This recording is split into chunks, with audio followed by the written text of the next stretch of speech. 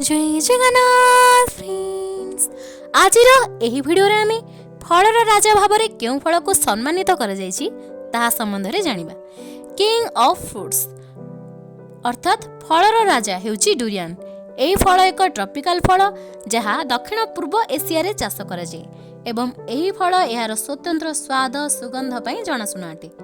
एही फल रे vitamin C, potassium, iron, fibre, minerals आदि पोषक तत्व मध्य रहिछि। डुरियन हेउछि एक ऋतुकालीन फल।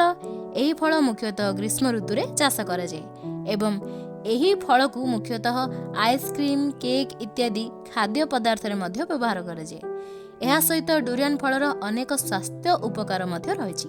तेणु एही फल को किंग ऑफ फ्रूट्स बोली कहा जाय। वीडियोटी भल लागिले वीडियो को निश्चय लाइक, कमेंट, शेयर और चैनल को सब्सक्राइब करंतु।